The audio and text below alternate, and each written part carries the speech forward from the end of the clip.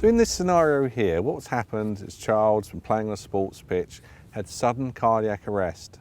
We've been doing CPR.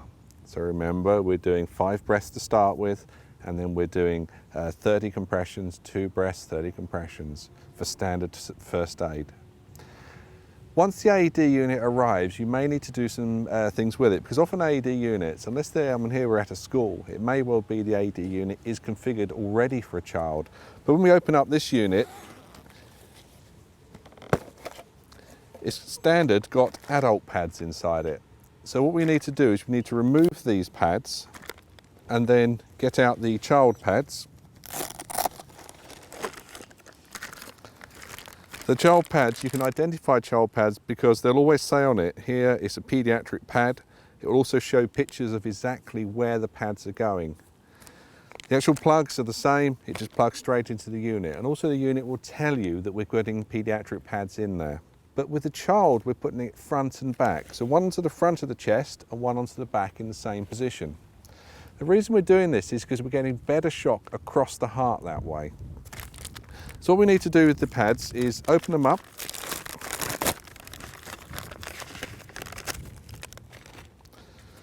When you've opened them, you can see the actual pictures of exactly where the pads is going to go.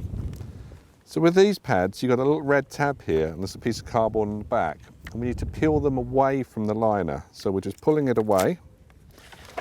So we're placing it just on the chest, just slightly over, so it's over where the heart is. So we're just popping it straight onto here. With the other pad, it comes off in the same way, and this is going in the center of the back. So we're going to have to turn him over. So with this pad, just make sure there's nothing in the way. We're placing it between the shoulder blades on his back, push it firmly there, and then we can roll him back over. Now we've got the pad on the front and on the back. The next thing we need to do is to activate the unit.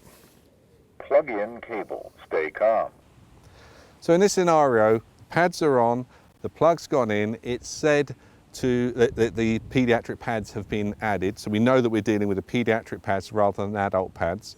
So what's happening inside the unit with this one is it's changing to a pediatric algorithm rather than an adult algorithm. Other brands of defibrillator and pads may well have a resistor through. So what's happening here is the actual pads themselves put it into pediatric mode.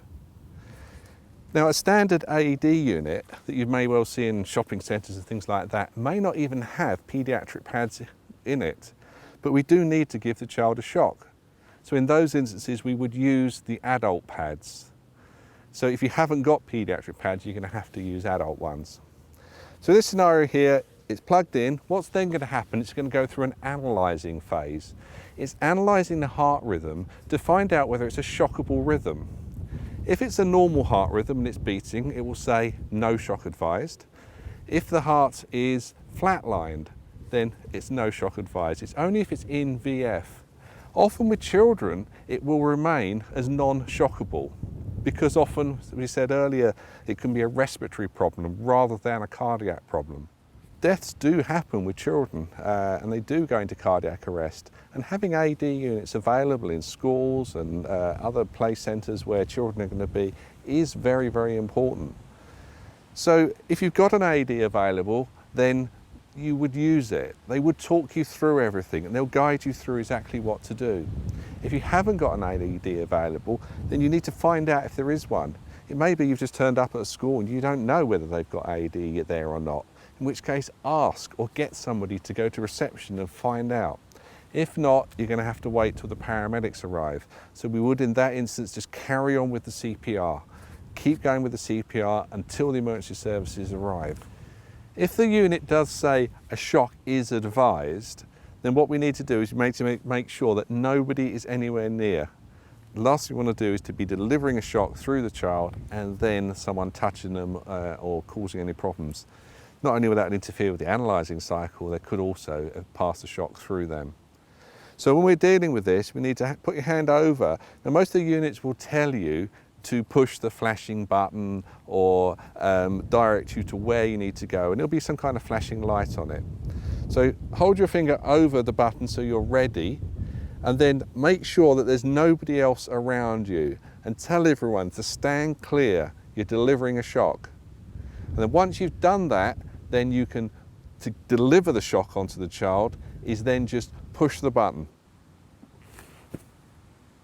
So once you've delivered the shock, then the unit will tell you what to do next. And the way these units are configured, it will tell you to continue CPR. So you'll then do another 2 minutes of CPR, and then it will come into an analysing cycle again, and it will analyse the heartbeat. And at that point, it will tell you, do not touch patient, analysing.